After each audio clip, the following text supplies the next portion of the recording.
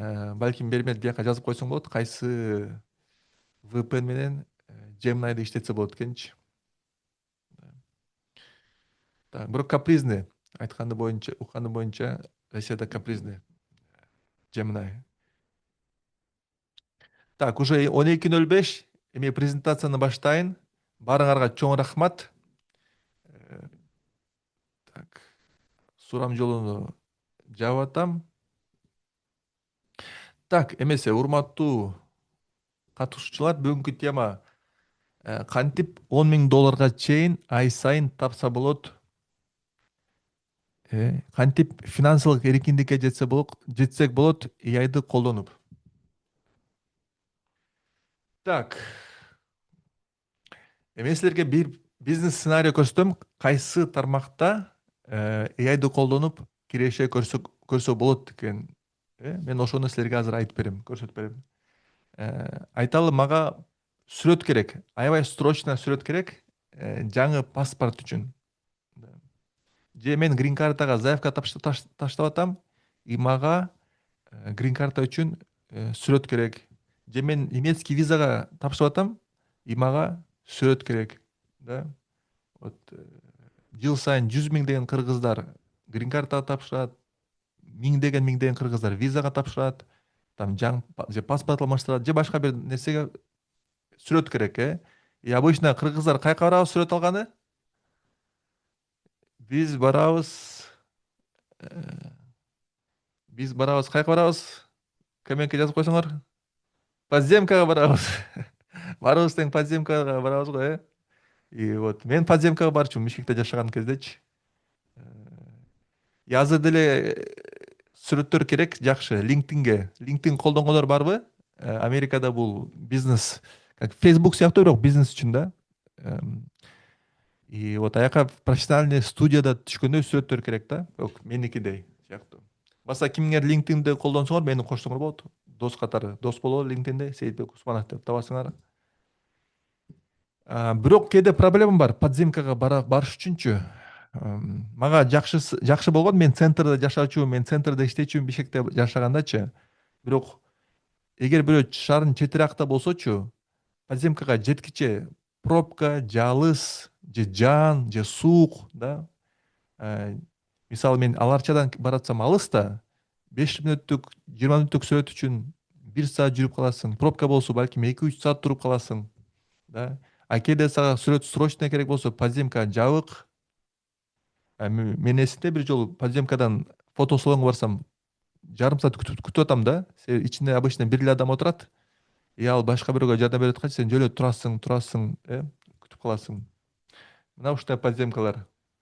Бул эски сүрөттөр азыр деле ушундайбы? Балким уже жаңылатып коюшкан, Уже мурун болгон да ушундайчы. Турабыз ушинтипчи.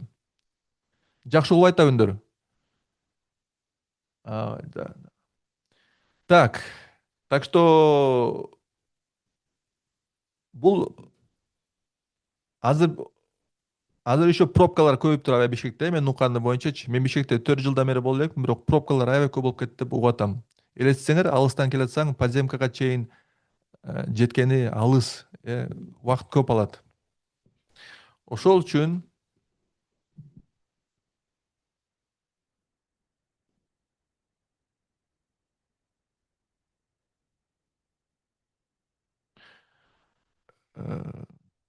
менде силерге суроо бар. Эгер силер сүрөккө түшөм десеңер, кайсы көйгөй проблема эң курч силер үчүнчү?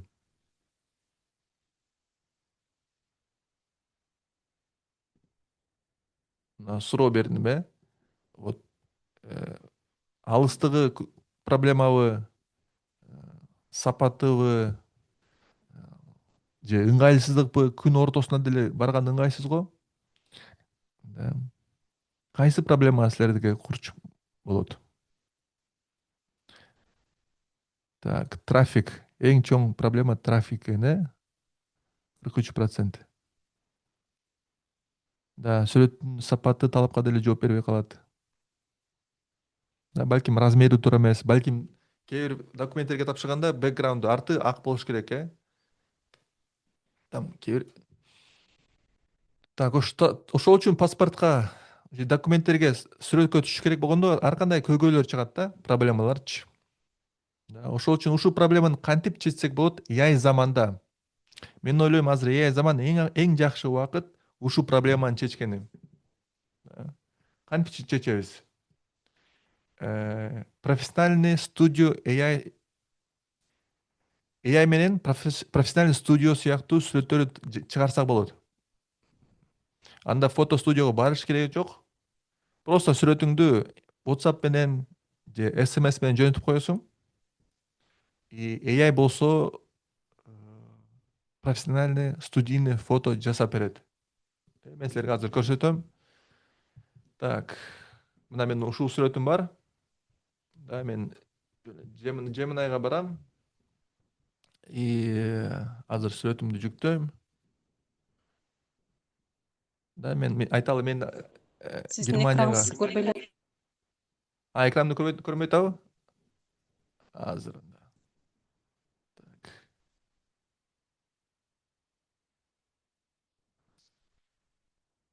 Мына. Экран көрүнүп атабы?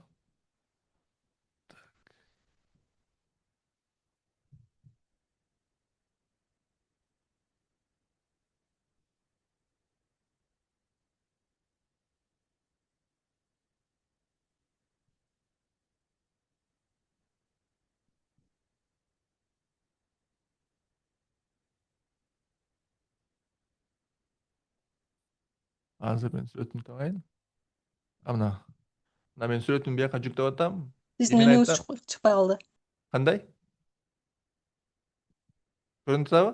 Экран. Ооба, көрүнүп Э, атат, ооба. Так, create. Мына мен Gemini'га эле кирдим, сүрөтүмдү жүктөдүм. И мен айттым мага паспорт үчүн сүрөт даярдап бер дейм, Create passport. Так, кандай текст даярдадым беле? Create portrait photo. Так, green card заявкага мага портретный сүрөт керек дейм да. Көрдүңөрбү, жөнөкөй эле сүрөт жүктөп атам, Мен көчөдө эле түшкөн свитер менен.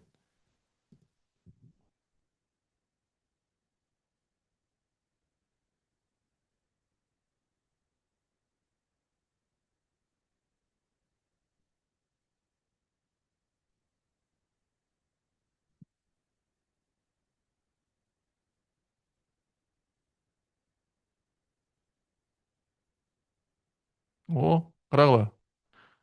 Да. Керек болсо даже костюм менен кийгизип койсок болот, Мен Бишкекте биринчи жолу подземкадан сүрөткө түшкөндө 2000 канчанчы жылы түшкөм? 2011 жылы түшкөндө аябай таң калгам. Бетиңди тазалап, костюм кийгизип, чачыңды тарат койгондочу. Мисалы Америкадан сүрөткө түшсөң андай кылбайт да, жөн эле тартып бере берет. А Кыргызстанда аябай кооздотуп коет го сени. Азыр болсо AI менен ошондой кооздотуп көрөлү,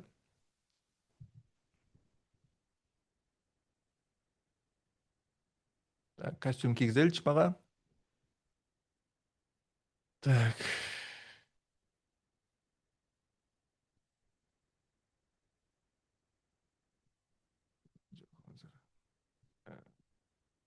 Вот the photo show me in a suit. Так, костюмүнү кийгиз деп атам, Мага свитер менен чыгарып койду. А бирок мен каалайм документте кооз чыкканынчы. Ошол үчүн сурап атам да, мага костюм кийгизип берчи депчи. И көрөлү кандай болот экен. Эсине Бишкекте сүрөккө түшкөндө Adobe Photoshop'та алып жылдырып тигиндей мындай кылып турганда, карагыла мени костюмга кийгизип койду. Да. Кандай, мага окшош экенби? AI экен билинеби?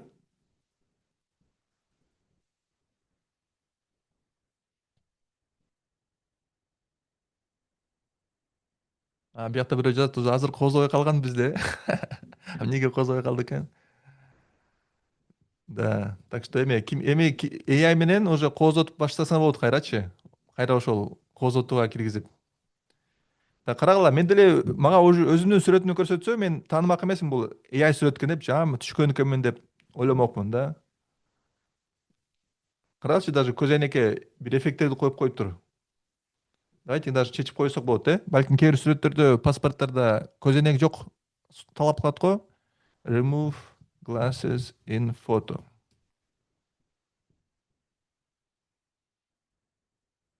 Да, Канат рахмат жазып койгонго. Ошол үчүн давайте азыр көзөнөктү чечип коелу,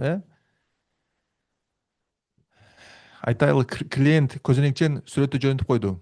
Уктаган кетти. Айтты, давайте срочно мага жасап бер депчи. Биз аны кайра ойготпойбуз да.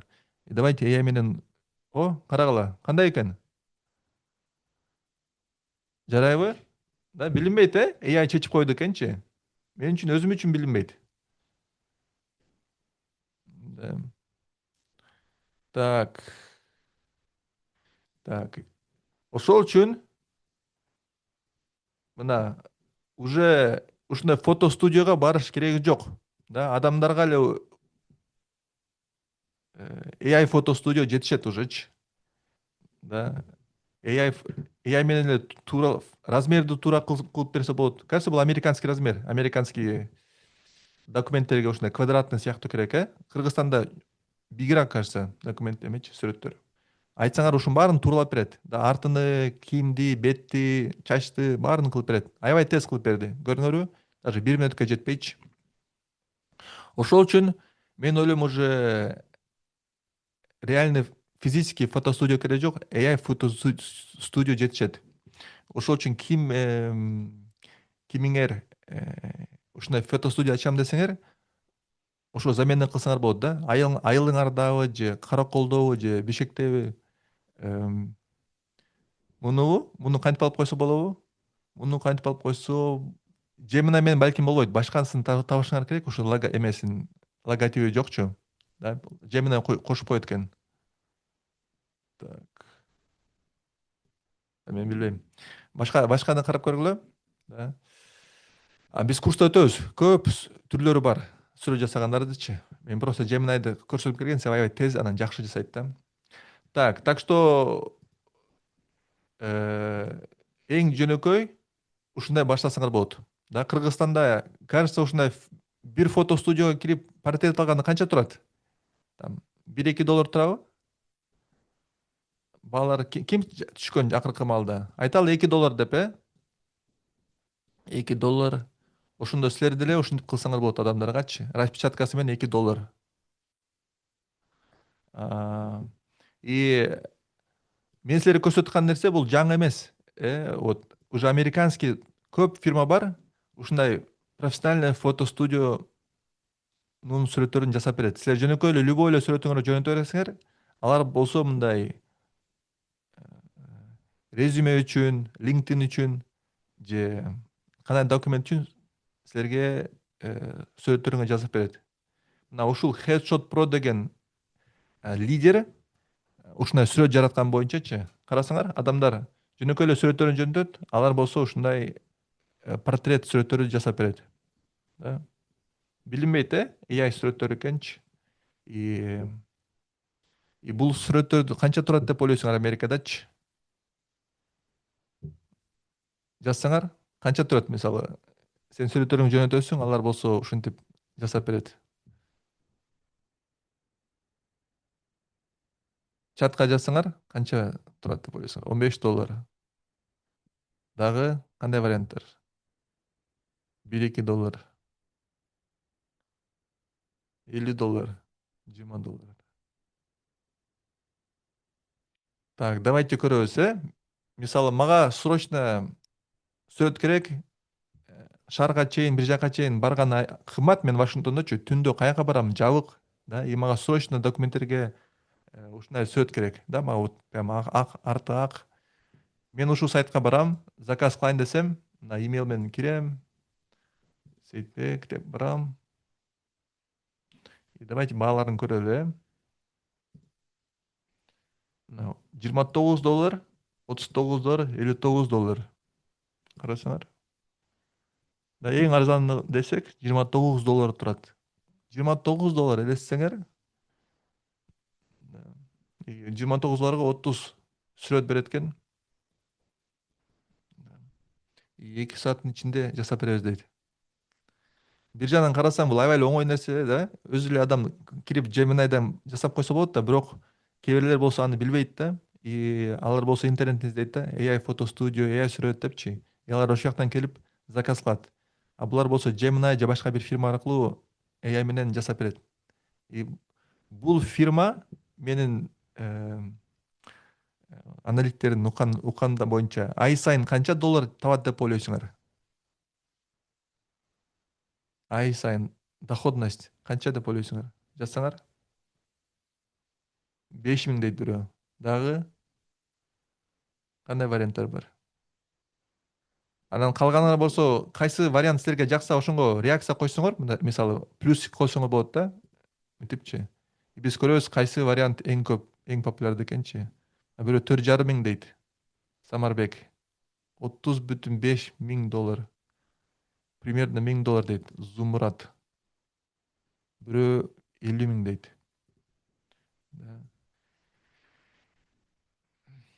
Так. Бул сайт примерно ай сайын 100 миң доллар табат. Карап көрсөңөр, аябай эле оңой нерсе, аябай ыңгайлуу нерсе. Бирок слишком оңой да. Бирок адамдарга спрос бар экен, да.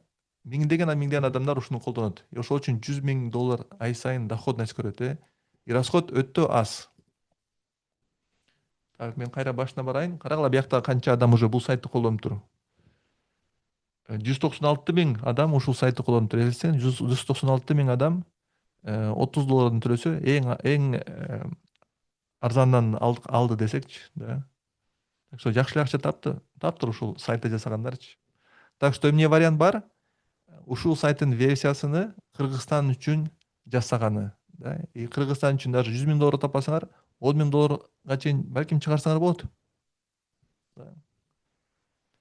Так, кантип ошону баштайбыз. Бирок мен ушу 10 миң долларга жеткени дароо эле жетпейсиңер. Мен ойлойм 3 фаза менен жетсе болот. Биринчи фаза. Силер өзүңөрдүн ушундай кылып берсем, паспорт үчүн, документтер үчүн сүрөттөрдү тез жасап берем деп өзүңөр реклама кылышыңар керек. Там группаларданбы, Инстаграмдан, бир жактардан, да. И адамдар силерге WhatsApp аркылуу сүрөттөрүн жөнөтөт. А силер кирип Gemini'дан же башка вебсайттан сүрөттөр жасап бересиңер, да. Тиги вебсайтты көрүңөргө 30 сүрөт жасап берет экен. Мен ойлойм силер деле ушундай бир кызыктуу бир 10ду чыгарып бергиле. Да. И бир сет үчүн билем $2, $3 жасап бергиле. Өзүңөр карап көргүлө. Айталы $2 дейле баштайсыңар. И айталы только дигитальный чыгарасыңар, да. Эгер бирөөгө кагаздагы версиясы керек болсо, балким $3, $4, да, доставкасы менен $5 дейли. И күнүгө 20 клиенттен тапсаңар, ошондо 20 клиент $2 $40 чыгат, да. Эгер 30 күн иштесеңер, ай сайын $1,200 доход болот, да. Чыгымдар деле бар да. Чыгымдар канча? Чыгымдар Gemini AI Pro subscription алсаңар, да, $20 ай сайын. Ушу $20 ушунун баардык көтөрө берет. Күнүгө 40 сүрөт жасай алат, да. Ал 50 сүрөткө чейин күнүгө жасап бере алат силергечи. Ошол үчүн расходдор өтө аз. Да, только ошо Gemini и силердин убактыңар. И ушинтип ай сайын $1,180 доходностька жетсе болот, кирешеге жетсе болот. Биякта бирок эң кыйын жери, мен ойлойм, клиент тапканы. И ошол үчүн менде силерге суроо бар. Кантип клиент табабыз? Мен азыр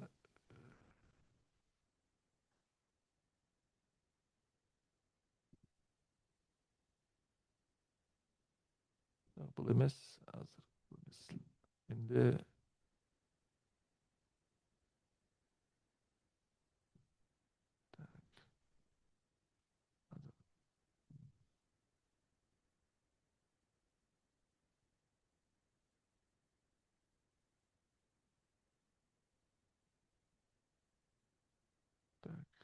бияка жазып койсоңор, кантип клиент тапсаңар болот. Чатка жазып койсоңор, эң жакшы жолдор кайсы клиент тапканычы. Ке баарыбыз бирге ойлонолу. Эң кыйын жери бу жерде клиент табуу, да. Эгер ушул проблеманы чечсек, туруктуу клиенттер келсе, анда биз $1,000 без проблем тапсак болот ай сайынчы.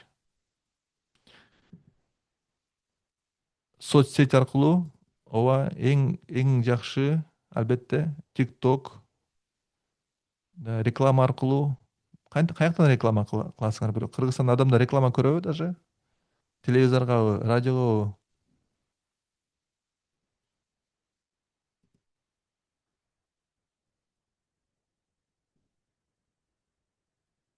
Да. TikTok, ооба, Instagram, Facebook. Эң жакшы жол оффлайн сонго барып жарыя кагаздарды жармаштыруу. Онлайн Instagram аябай жакшы сунуштар. Да. Дайыма ушул ойлонгула, любой нерсени кылсаңар кантип кардарларды, кантип клиенттерди тартам. Жөн эле, мен мындай сонун идеям бар экен деп клиенттер өзү келет десеңер, балким аз келет, бирок туруктуу келбейт да. Бир туруктуу клиент табуу жол болуш керек да, системный жол. Да, WhatsApp группаларга туура, Telegram группаларга, да.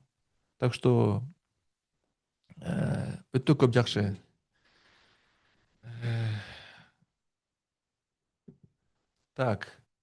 Да, мен жазып атканым, силер ошо айтканыңар эле, Instagram достор аркылуу, досторуңарга айткыла да баарыңардачы. Мына сүрөт кимге керек эстеп калсын да, достору керек болсо сразу силерге кайрылат.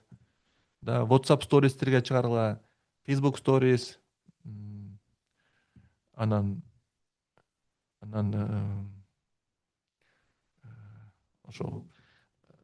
Так. Да. Так что бул эң жөнөкөй, бул биринчи фаза. Кантип $1000 жетсе болот. Да. Экинчи уже экинчи фаза, айталы $2000 кантип жетсек болот. Кандай сунуштар бар? Биз $1000 жеттик, да? Адамдар WhatsApp'тан сүрөттөрү жөнөтүп атат. Биз жасап паспортко, жанагы паспорт эмес, макул, паспорт эмес, бирок визаларга жөнөтүп атабыз. Green картага заявка жөнөтүп атабыз. Башка бир документтерге LinkedIn үчүн сүрөттөр жөнөтүп атабыз. Бирок ал арзан, вот күнүгө только 10-20 сүрөт жасап атабыз. Кантип $2000, кантип 2 эсе көбөйтсөк болот кирешеничи? Жекече фотолорунчу.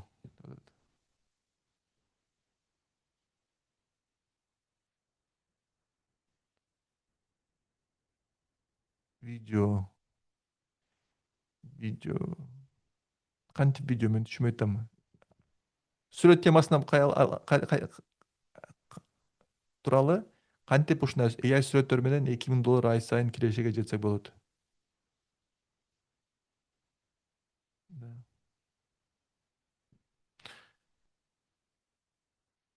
Кийим дүкөндөргө сүрөт жасап, модель менен. Да, жакшы идея, чындап эле да. Эрболот.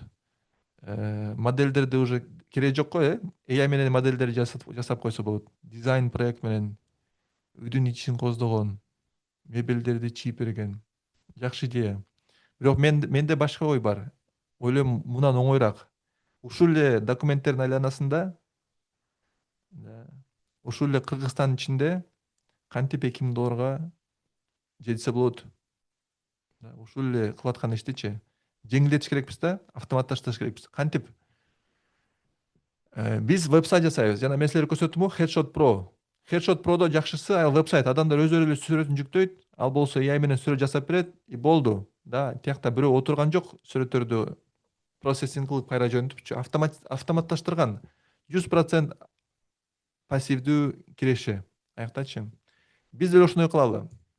Биз мисалы айтсак болот, документ фото же паспорт фото бир нерсе депчи. Да, веб-сайт ачабыз, кыргызский домен менен, кыргыз тилинде же орус тилинде. И ошол веб-сайтты Gemini'га же башка бир AIга улайбыз. И адамдар болсо сүрөттөрүн жүктөйт. Аяка футбол ойноп аткан же көчөдө жүргөн сүрөттөрүн жүктөйт. И ал өзү эле AI сүрөттөр жаратып берет. Да. И уже бул автоматташтырган болот да. Уже биздин убактыбызды албайт. WhatsApp аркылуу бирөө жөнөтүп, да. Адам уже любой убакта эле кирди, жүктөдү, 1-2 мүнөттө сүрөттөрүн алып чыгып кетти. Да. Эгер ошентип сайт түзүп реклама кылсак ошо сайтты адамдар, уже анда 40 күнүгө 40 клиент тапсак, анда бир күндө $80 табабыз, бир айда $2400 чыгат доход. биякта уже Gemini'дын кымбатыраак версиясын алыш керек эмес, ал болсо $60 турат ай сайын. Ошондо ай сайын $2340 киреше көрсөк болот. Да. Эгер сайт түзсөк, бул уже көп жакшыраак, да, уже себеби уже мындай ушундай сайт кылса болот, да. Кыргыз паспорт фото депчи, типа паспорттун сүрөттөрүн жасайбыз, документтин сүрөттөрүн же каяка сүрөт жакшынакай сүрөттөр керек болсо, LinkedIn үчүн же WhatsApp үчүн көргөнсүңөрбү? Кимде профессионалдараак сүрөт болсо, даже Instagramда биз аңа көбүрөөк ишенебиз. Да, кээ бир серьезный адамдар жакшы сүрөт колдонот. Instagramда, Facebook'та, эменде, LinkedIn'де. Ошол үчүн муну жакшылап реклама кылса, көп эле адамга чыгарса болот. Давайте сүрөттөрүбүздү оңдойбуз депчи. Да.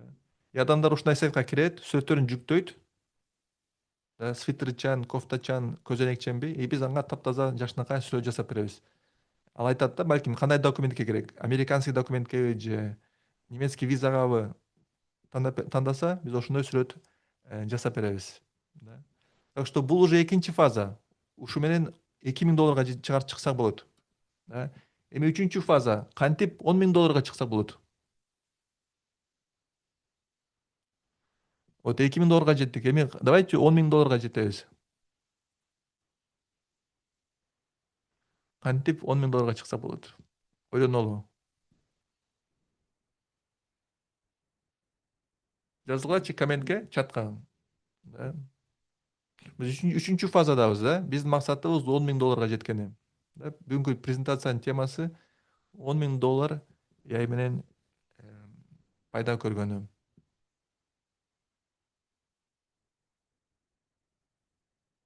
Кантип $10,000?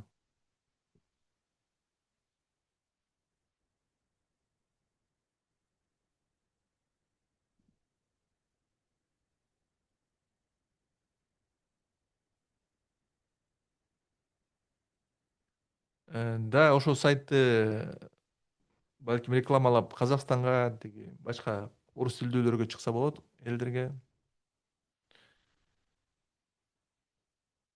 Да. Сүрөт темасына туралы, да, AIдын түрлөрү көп да, бирок сүрөттө туралы. Сүрөт менен $10,000 канча чыкса болот? Да. Мен ойлойм, бир вариант бул кыргыз традиционный сүрөттөрдү жасаганы.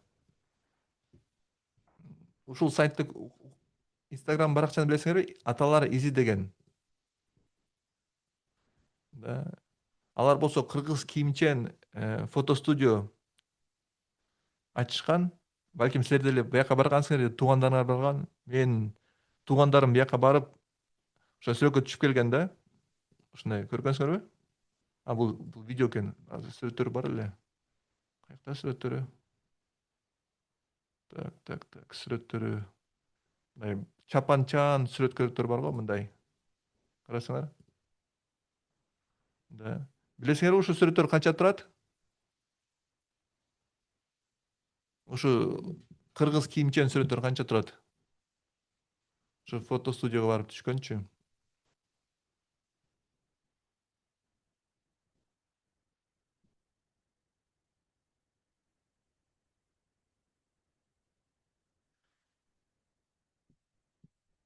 Ушул сүрөттөр алардын сценеги боюнча.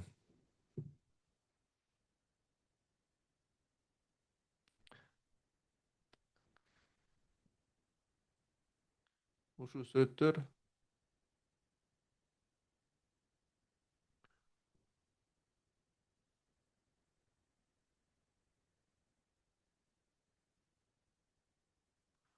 бул эски ценник боюнча, эски ценник боюнча бир адамга вот реальный фотосессия кылыш үчүн 5,5 миң сом турат. Бул эски ценникти таптым 3 жыл мурдагы.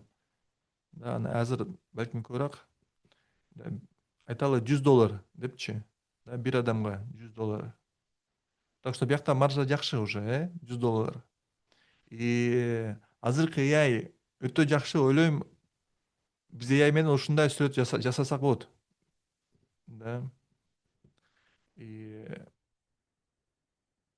силерге көрсөтөйм. Мисалы, бул алардын сүрөттөрү жанагы чапанчан, кыргыз кийимчен. А бул болсо AI менен жасалган. Бул менмин. AI менен жасадым. Билинеби AI меники?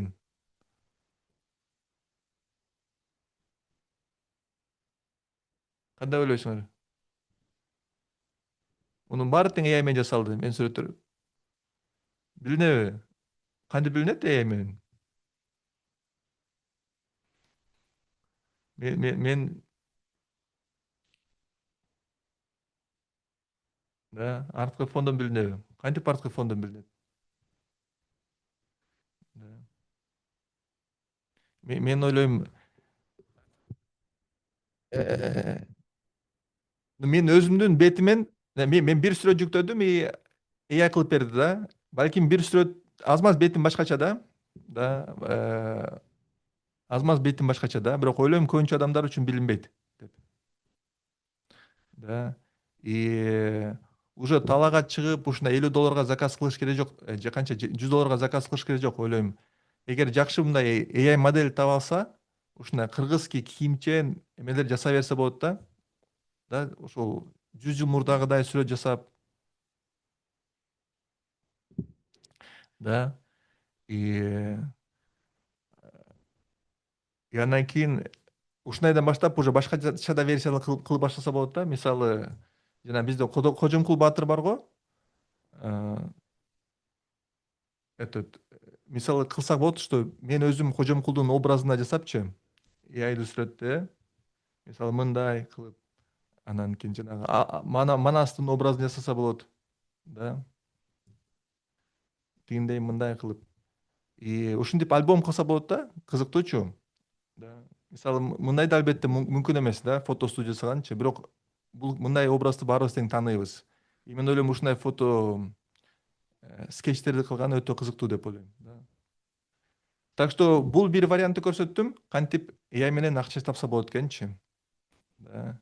И вот паспорттун эң оңой, эң жөнөкөй, эң ходовой, бирок арзан да. Да, ошол үчүн ойлонуп көрүш керек, кантип кымбатыраак версияга өтсө болот экенчи. Да, жана балким кыргыз кийимчен, балким башкача ойлонуп көрүш керек. Дагы эмне курса болот? Башка сонун веб-сайттарды курса болот AI менен. Биринчи кезде бул CRM боюнча. Вот Кыргызстанда белгилүү CRM бар, Bittrex деген. Балким колдоносуңар. Мен Salesforce боюнча специалистмин. Бирок Кыргызстанда Salesforce популярдуу эмес, аябай лицензиясы кымбат да. А ошол үчүн орустардын CRM бар, уже украинцтердикиби, ушу Bittrex деген. И ушундай эле аналогты AI менен куруп койсо болот, оңой эле CRM системаны. И мындай программаны ойлойм $1000 көбүрөөк сатса болот. AI менен оңой эле куруп койсо болот. Же бухгалтерия программаны да куруп койсо болот AI менен. Мунун баары тең веб-сайттар. Да. CRM, бухгалтерия, project management боюнча любой командага project management программа керек. Дүйнөдө азыр лидер Atlassian деген компания, австралиялык Atlassian компания.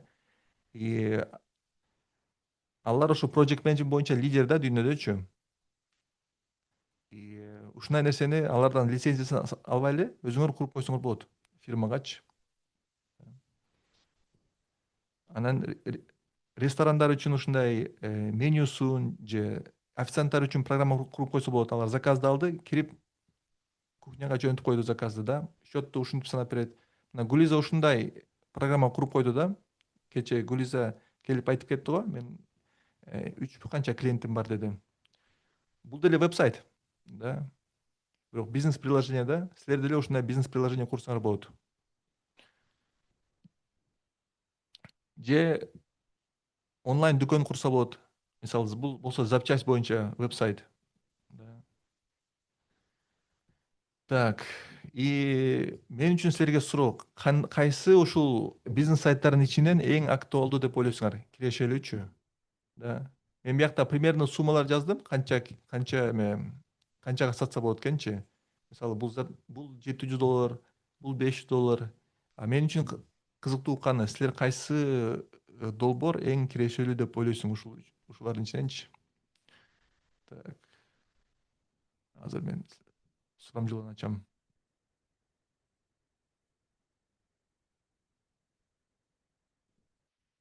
суромжулуну ачтым.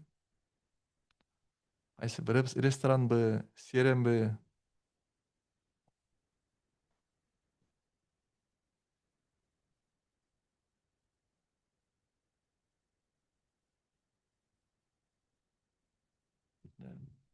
Мен ойлойм, булар эң Кыргызстандын жакшысы ошо бизнес приложение куруу боюнча мүмкүнчүлүк. Себеби көп фирмада кыйынчылыктар бар. Ошо CRM үчүн же бухгалтерия боюнча, да. И көбүнчө веб-сайттар, программалар ай сайын акча талап кылат, да. А силер болсо бир веб-сайт куруп койсоңор, бир программа куруп койсоңор, фирмага көп акча үнөмдөйсүңөр. Да. Программаны куруп койсоңор, прямо алардын кызыкчылыгы үчүн болот да, аларга ыңгайлуу болот. Вот биз болсо GetForce үчүн өзүбүзчө CRM программа куруп койдук, аябай команда жакшы көрүп атат ошон үчүн. Силер деле бирөөгө куруп берсеңер, аябай сүйүнөт. Вот даже Гулиза кечээ айтып кетти, вот уже бирөө заказ бериптир CRMдечи. Так, биякта лидер ким? 39% CRM экен. Экинчи орунда дүкөн, да, онлайн дүкөн. Да, мен ойлойм онлайн дүкөндөр жакшы. Үчүнчү орунда ресторан веб-сайты. Эгер силерде башка вариант ойлосоңор, туура деп, анда комментке жазып койсоңор болот. Кайсычы? Так что варианттар көп. Vibe coding өтө актуалдуу деп эсептейм. Эгер силер vibe coding үйрөнүп алсаңар, өзүңөрдүн бизнесиңер үчүн веб-сайт курсаңар болот. Өзүңөрдүн бизнесиңер үчүн программа курсаңар болот. Же досуңардан, таанышыңардан, же башка любой бизнеске билимиңер пайдасы тиет. Ошол үчүн өтө актуалдуу. Баарыңарды чакырам vibe coding үйрөнгөнү. Биздин курс жакында башталат. Баарыңарды чакырам жазылганы. Кирешеге чыкса болот. Биздин окуучулар кирешеге чыгып атат. Да. Кимиңер кызыгып атсаңар, биздин курска жазылганы, мен деп жазгыла комментке. Анан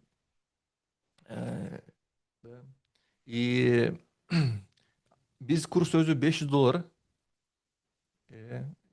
Эки жарым жумалык курс $500. Мен анан 2 башка мугалим окутабыз курсту. Бирок кимиңер келерки 24 саатта жазылсаңар, курстун баасыны $350 сатабыз. Ошол үчүн $150 үнөмдөйсүңөр. Жазылганы болгону 5000 сом депозит калтырсаңар болот.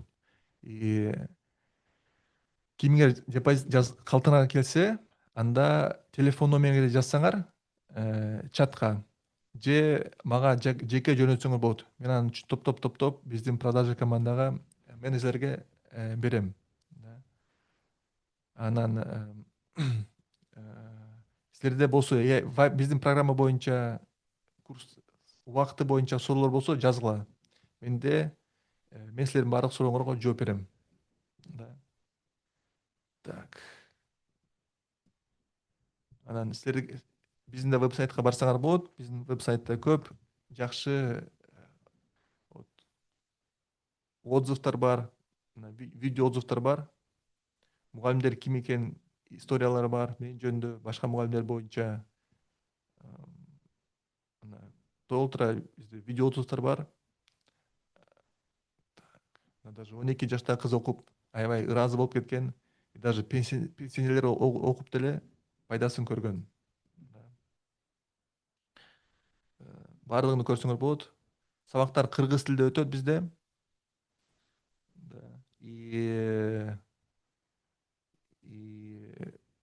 Так, мне дагы окуу убакыты. Сабактар Бишкек убактысы менен кечки 11-де, кимиңер Берлинде болсоңор 6-да. Бирок азыр аябай жазылам дегендер көп, ошол үчүн биз дагы Бишкек убактысы менен саат 10-до группаны ачып атабыз. Так что эгер 11 кеч болсо, саат 10-до жазылсаңар болот, кошулсаңар болот. Так что убакыт аябай ыңгайлуу кылып атабыз силер үчүн. Баарыңарды чакырам. AI өтө керектүү кесип. Баарыбыз тең үйрөнүш керекпиз AI'ды колдонгону. Сиз азыр AI замандабыз. Биз азыр AI адам болуш керекпиз. Биз азыр AI специалист болуш керекпиз баарыбыз теңчи, чтобы 100 эсе, 10 эсе продуктивдүүрөөк адам болгону. Болбосо башка продуктивдүүрөөк адам бизди жеңип кетет. Udemy'de бул сабактар жок да, бул биздин сабактар пока только живой. Силер деле биздин программага кошулсаңар, бул жөн эле курс эмес да. Биздин курс бизде болсо биз сообщество түзүп атабыз. AI сообщество, AI биримдик. Мисалы, мен силерге көрсөтүп кетейин. Биз Discord'то баардыгыбыз биригип отурабыз. Discord деген баардык окуучуларыбыз, мен, мугалимдер отурабыз. Окуучулар суроо берсе, бири бирибизге жардам беребиз. Мисалы, кечээ бир тааныш Кыргызстандан өкмөттөн менен сурады, мамлекетке ушундай Норвегиядагыдай веб-сайт куруш керекпиз дейт. Да. И вот мен окуучуларга сурап, кимиңер жардам бере аласыңар деп, бир окуучуга заказды бердим. Да. Анан мугалимдер жардам берет, биз тез жооп беребиз. И постоянно окуучуларыбызга жардам бериш үчүн мастер-класстарды уюштуруп турабыз, даже 2 жума бүткөндөн кийинчи. Ошол үчүн силер катышсаңар, бул 2 жума менен аяктабайт, токтобойт окуу. Биздин окуу бул постоянно, бул путешествие AI дүйнөсүнө. И биздин сообществого постоянно мүчө болосуңар. Так. Эми кимиңер суроо бергиңер келсе, мен анда микрофонду ачайын. Азыр. Анан сурооңорду берсеңер болот.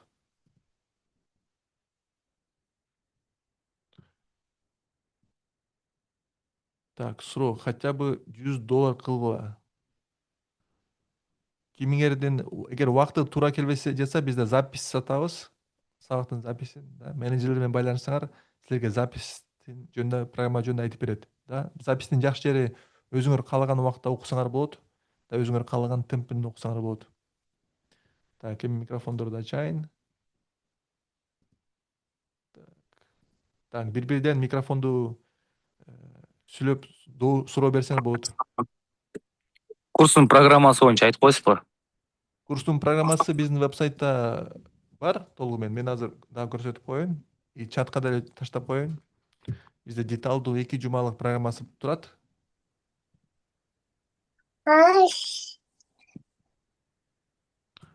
Коротко эмнени үйрөнөт? Программа курса, да. От идеи до монетизации за 14 дней. Да, башында ошол Google AI Studio менен өтөбүз, анан кийин Lovable мастерство окулабыз. Анан ошол программаларга кантип оплата алсак болот, кантип база данных, кантип имейлге улансак болот.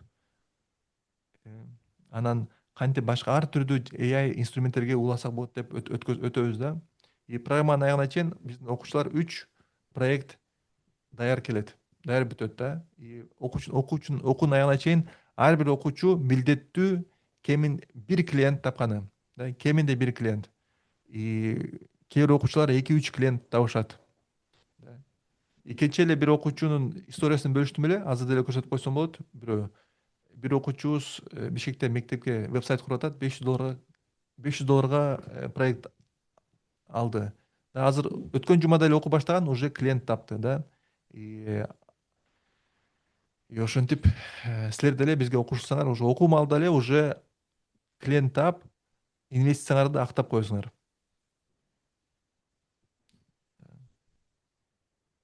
Так что кимиңер кошулуңар келсе, телефон номерди таштагыла.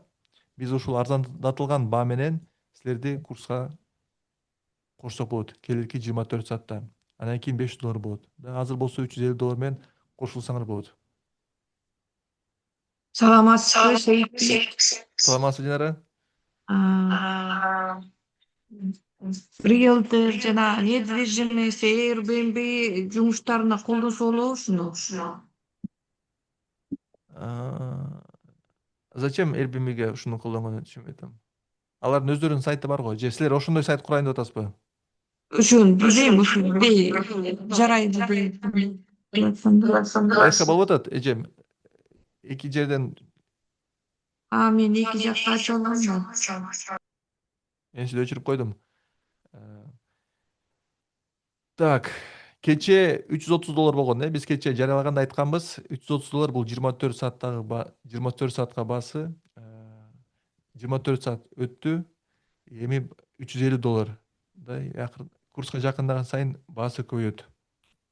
Да биздин окуучулар вот кечээ $500 проект аткарды, уже курсту акчасын актап койду. Да биз 90% окуучулар курстун баасын окуп эле актайт. AI ушунчалык керектүү нерсе, адамдар окуп эле актап алат инвестициясынчы. AI билим алуу бул эң жакшы инвестиция. Ошол үчүн мен аябай каалайм, ар бир кыргыз AI үйрөнүш керек. Мен аябай каалайм, ар бир кыргыз AI кыргыз болгончу. Саламатсызбы, Сейитбек Саламатсызбы. мырза? Ага, Угулуп жатабы? болуп атат. Окуда веб-сайтты түзүп, андан кийин ошо Play Marketке орноштуруп, анан серверге чыгарганга чейин толук үйрөтөсүздөрбү? Биз толук менен үйрөтөбүз. Ооба, албетте, клиентке тапшырганга чейинчи. Бирок жанагы серверге чыгарым тигиндей мындай биз көрсөткөн инструментар алар уже серверге чыккан. Биз көрсөтөбүз кантип домен алабыз, кантип клиентке өткөзөбүз, кантип клиент менен соодалашабыз. Андан дагы бир менин оюм, бул жекече оюм. Бул кыргызстандыктар үчүн $330 кичине кымбатыраактай болуп турат. Америкада билбейм, жакшы эле болуш керек, анан арзандатырсак болобу? Эгер силер Mbank менен регистрация кылсаңар, силер Mbank менен төлөсөңөр болот. Mbank 3кө бөлүп силерге ыңгайлуу кылат. Силер окуп атып, акчаңарды 1-2 клиент таап эле уже актап аласыңар. Ошол үчүн бул Рахмат. өтө кирешелүү билим да. Бизде көп адам силерге жардам берип турат, окутат да. Мен жана Бермет, Илгиз, биз команда, анан силерге деле вот сообщество, бул 2 жумалык эле программа эмес, бул силер ошо биздин AI сообществонун мүчөсү болосуңар. Так, суроо. Эмне деп атат? AI боюнча өнүккөн өлкөлөрдө ушул AI темасын жаап эле койбойсуңарбы? Келечекке сокку урат. Кантип келечекке сокку урат? Билбейм. Так, кандай суроо бар дагы? Улуу атабы? Болуп атат, айтыңыз. Менин атым Өскөн, жашым 61-де. Сейитбек, менин боюнча мен көп жылдан бери баягы Salesforce'ту Кыргызстанга келип биринчи баштагандан бери сен жөнүндө көп ар дайым маалымат алып жүрөм. Жасап аткан ишиң негизи чын эле жакшы иш болуп атат.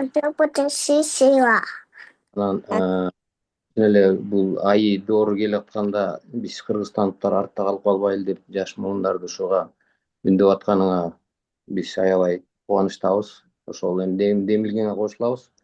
Анан азыркы курс боюнча чын эле керектүү курс.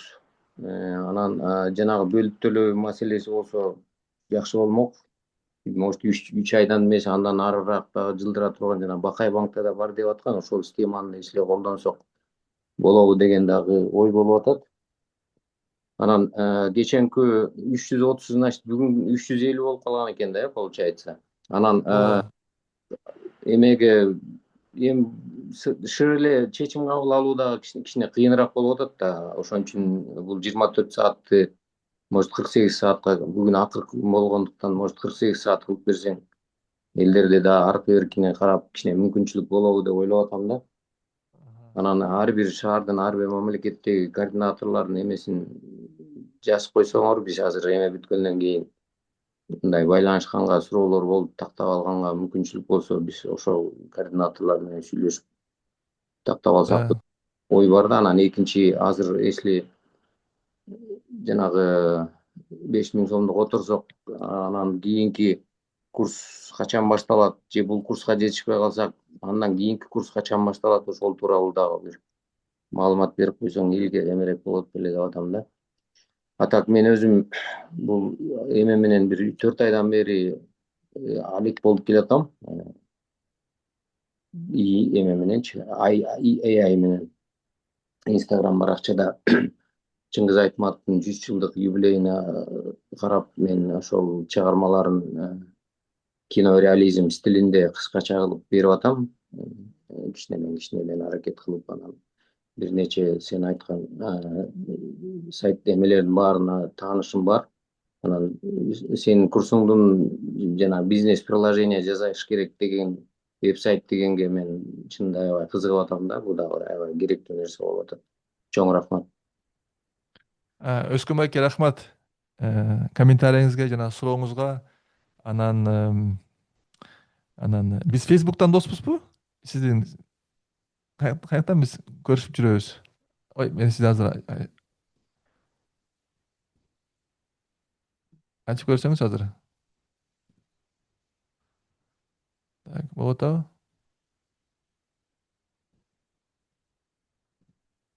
Так. Эме мен биринчи баягы 3-4 жыл болуп калды го дейм. Али Токтакуновго келип эме Salesforce боюнча эме берип, А, анан мен өзүм кызым дагы окуду. Менин кичүү кызым Salesforce'да окуду сенде. Как раз бул а, деп аткан, мен көп жолу комментарий аркылуу силер менен байланышып аттым. Анан кызым окуду. Жолдош балдардын баарына эме кылып сунуштап, алардын кыздары да окуду. Азыр бир рахмат. окуп ошол Salesforce программасы боюнча. Мен аябай эле сенин услугаңды мындай саттым десем болот да. Эме Рахмат. жергиликтүү рынок биздин базар. Рахмат байке. Да, биз Анан Facebook жокмун. Facebook'та мен жанагы Instagram баракчамда эле баракча ачкам. Анан өздүк баракчам жок. Instagram эле бар. Анан көрөм. Анан силердин тиги атаңызды да жакшы тааныйм. Эми биз баягы өйдөн кутуп Азаттыктагы киши көп иштеди. Силердин эмеңер менен мен таанышмын да турмуш жолу. Анан а кишинин дагы тиги YouTube'дагы каналы бар, саясат тууралуу. Аны дагы мен ар дайым көрөм. Рахмат, рахмат. Силердин эмеңерде ар дайым эмем бар да. Рахмат байке, колдоп келатканыңызга ушунча көп жылдан бери. Бүгүн дагы катышканыңызга рахмат. Дай, биз жана баасы боюнча жазсаңыздар номериңерди, кимдер кааласаңар, менеджер менен сүйлөшсөңөр. Бизде 20 орун калды. Кечээ презентациядан кийин бизде аябай көп адам катталды. Биз группаны кичинекей 50 адамга чектейбиз келип атат, чтобы мугалимдер баарына жетиш үчүнчү. Ошол үчүн кимгер кошулгуңар келсе, номерди калтыргыла, байланышабыз силер менен. Вот бизде Россияда, Кыргызстанда жана Европада менеджерлер бар. Ошол мамлекеттердин кантип кошулса болот экен айтып берет, жардам берет. Вот айрыкча Россиядан аябай кыйын экен кошулганы, жанагы санкциялар үчүн, анан Россиянын өзүндө блок кылган үчүн. Ошол үчүн биз жардам бере алабыз. Номериңерди калтырып атканда, пожалуйста, мамлекеттик код менен калтырсаңар. Кээде Кыргызстандын эмес мамлекеттин тем болгондо биз билбей калып атабыз, каяктан кодун жазганчы. Ошол үчүн өзүңөр жазып койсоңор, пожалуйста, коду менен. Макулбу?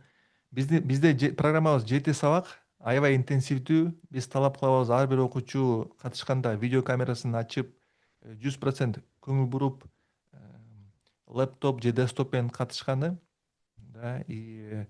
Дайыма үй тапшырманы аткарыш керек. Үй тапшырмасын аткарып биздин жанагы группага бөлүш керек. Биздин мугалимдер фидбек, комментарий берет. Ушинтип биз 2 жума өттө интенсивдүү өтөт. AI бул акыркы 100 жылдагы эң күчтүү технология. Телефону революция, компьютердин революция, интернет революциядан көп чоңураак. Азыр AI билбеген адам бул как китеп окуганды билбеген адамдай да. Азыр ким AI колдонсо, AI колдонбогон адамды көп ашып кетет. Ошол үчүн силер эгер динозавр болбой өнүгөм десеңер, заманбап адам болом десеңер, өтө маанилүү AI'ды өздөштүргөнү. Көп курстар болсо жөн эле видео жасаганы же там сүрөт жасаганы мен чектелет да. Биздики болсо веб-сайт жасаганы, бизнес приложение жасаганы да. Ойлойм өтө эң актуалдуу тармактардын ичиненчи. Биздин курстун ичинде деле вот кантип сүрөт жасаса, видео жасаса, ал деле кирет да. Сен веб-сайттын ичинде кээде жасаш керек да, сүрөттөрдүчү. Кээде AI менен үндү чыгарыш керек, ошондо өтөбүз. Так что биякта көп нерсе өтөбүз. Так, мен азыр микрофонду өчүрүп койдум, себеби биякта шумдар башталды. Кимгер суроо бергиңер келсе, колуңарды көтөрсөңөр, мен микрофонуңарды ачсам болот. Так, Samsung колун көтөрдү. Мен ачып атам микрофонду Samsung'da. Ошо неме класста промпттор кандай болот? Код болобу же код жазылбайбы? Да, AI'дын жакшы жери код жазылбайт, акырчы. Даже англис тил билиш кереги жок. Да, главная идея болуш керек. Эмне проблеманы чечкиңер келет экенчи? Кайсы бизнеске кандай проблема чечкиңер келет? Ошол проблеманы жакшы түшүнсөңөр, анда жакшы программа куруп алсаңар болот. Мурун мен уже 10 жылдан бери IT окутуп келатам, и дайыма эле талап койчумун, англис тил билиш керек депчи.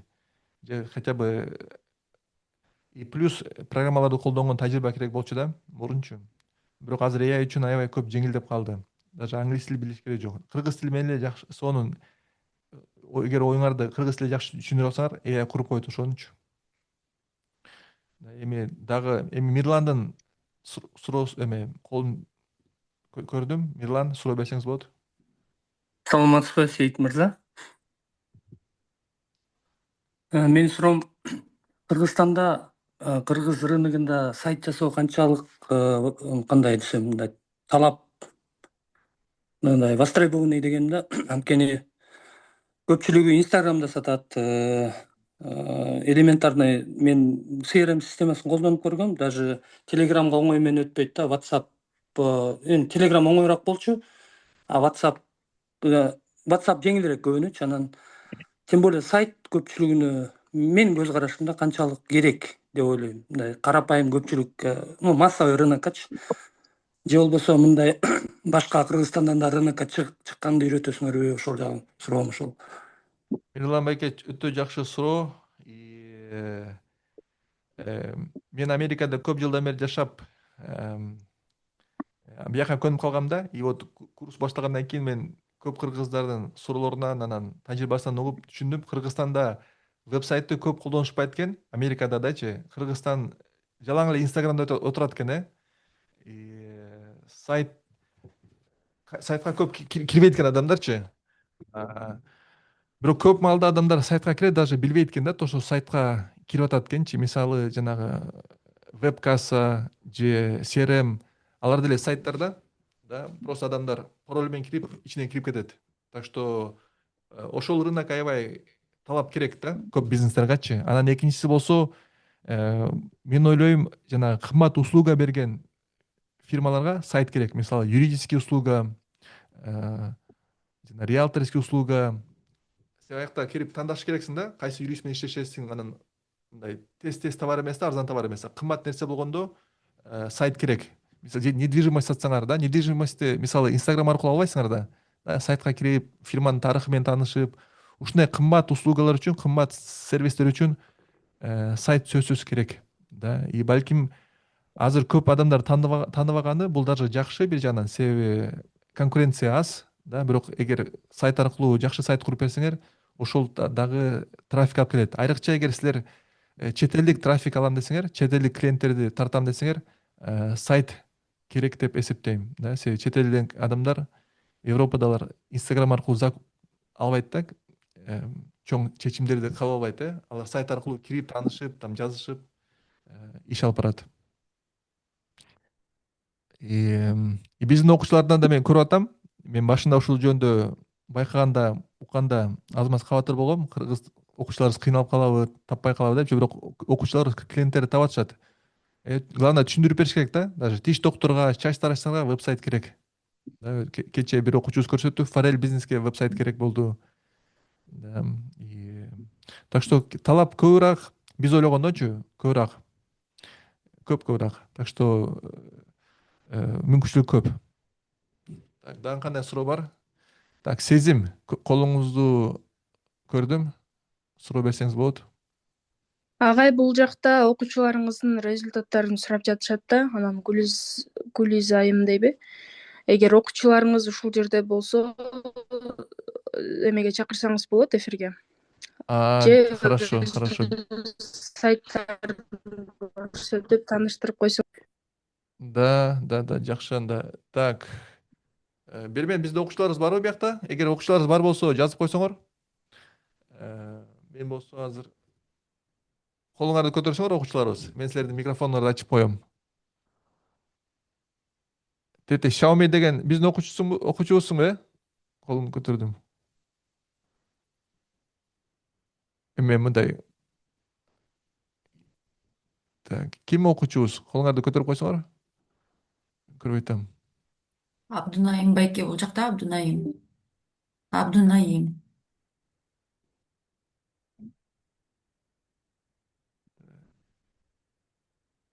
Нуркалы. Мына Нуркалы биякта экен. Нуркалы, микрофонду ачып атам. Ау, сейчас. Ассаламу алейкум. Ага. Кандайсыздар, жакшысыздарбы? Нуркалы, Мен саламатсызбы? Сейитбек байкенин курсун алгам. Эч өкүнбөйм. Жаңы профессияга кетип баратабыз, буюрса айтишник болуп. Өзүм каргодо иштейм көп жылдан бери. Анан өзүбүздүн жумушка ылайыктуу сайт жасагам. Ал сайтты азыр мен телефондон кирип аткан үчүн мен эмеге Илгиз байкеге жөнөткөм кечечи ссылкасын. Ошол жактан да көрсөтүп койсоңуздар болот. Баягы Тамсал дегенби? Эме деген. Карго 63 дегенчи. Карго 63 KGB, Карго 63 Бишкек. Ошодон ссылкасын жөнөткөм. Мен дагы иштесе болот. Негизи бардык керектүү нерселер бар ал жакта, информациялар бар. Бул курсту негизи көпчүлүк эле азыр интернетти жакшы билет да, компьютер жакшы билет, уже жаңы доор. Бул AI менен иштеп, өзүнө сайт жасап, өзүнүн билген тажрыйбасын элге сунуштоонун эң оңой жолу да. Ушулбу сеники? Бул биздин главный эмебиз, главный сайтыбыз. Мен ушуга окшоп Бишкектин филиалын жасагам да. Карго 63 KGB, э? Аягында. Жок, ага уже домен бериле элек, бирок эме деген. Мен азыр ссылкасын бул жака жөнөтүп коеюн анда, Жөнөтүп койчу. Так, ссылкасын азыр. Нуркалы ушулардын Кыргызстандагы филиалында иштейт. Ошолорго филиалына веб-сайт куруптур. Азыр ошо филиалдын веб-сайтын көрөлү.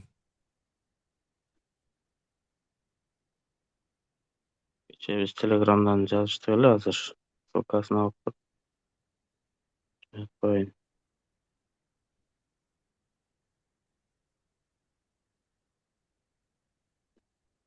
Так, копировать. Movement. Чатка чытайын, э? Чатка кетирдим. Бул еще lowable эмеде турат. Ошондон ачып көрсөңүздөр болот. Так, давайте карайлы, достор. Карагыла. Бул сайт жакшыраак экен тиги эмеденчи. Штаб-квартира сайттан, э? Дагы кошсо болот негизи. Баягы биринчи сабакта үйрөнгөн боюнча эле тез арада жасагам. Андан кийин ошо өзүбүздүн жумуштар менен алаксып дагы кол тийбей калды. Өзүмдүн контакттарымды эмелерин жазып, бияка киргизип койгом. Орусча, түркчө, кыргызча тилдер бар. Услугалар бар, биз жөнүндө ошо. Сонун. Самолет аркылуу. Бул эми дагы жасалса болот негизи. Жакшы. Ошо негизи курс окуп атканда эле уже курска кеткен акчанын 2-3 эсе таба алса болот да. Буга көбүрөөк убакыт бөлүш керек негизи. Дагы изденип, кандай болот. Мен постоянно ошо Сейитбек байкенин жаңы мастер-класстарын көрүп, жаңы жана Gemini боюнча жаңы фишкаларын үйрөнүп атам. Өзүмө да тажрыйба топтоп.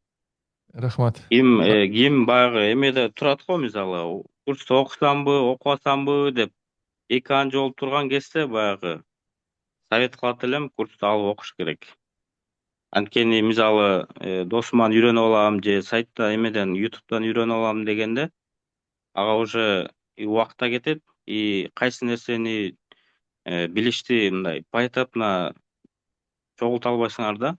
Ошон үчүн бул жерде уже даяр баарын чогултуп кыска убакытта өздөштүрүп кеткенге жакшы мүмкүнчүлүк бар. Ким курсту алам деп атса, чыга эле алышты сунуштайт элем. Да. Ошо чоң рахмат. Рахмат Нуркалы. Рахмат. Нуркалыны биз дагы чакыра эмеспиз. Бирок өзү катышып, мына үйрөнүп, постоянно жүрөт. Аябай кубанычтамын.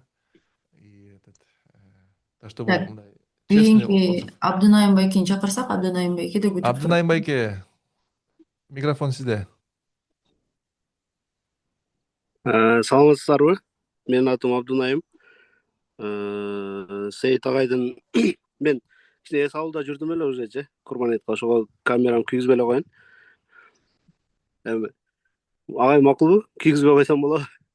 Кыргызып койсоңузчу бир мүнөткө. Сизди көрүп коелучу. Так, Мүмкүн болсо.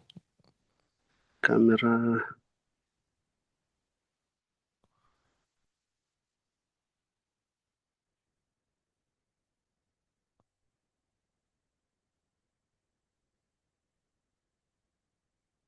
Биз сабак маалда да чакырабыз, баардык окуучуларыбыз камерасын күйгүзүп отурсун депчи. Приятно да. Мугалимдерге дагы, окуучуларга дагы. Эгер бул болуп жатса да айта бериңиз, Абдунайым, эгер күйгүзүп албай жатсаңыз. Бирок бир мүнөткө күйгүзүп койсоңуз приятно да, сизди укканычы.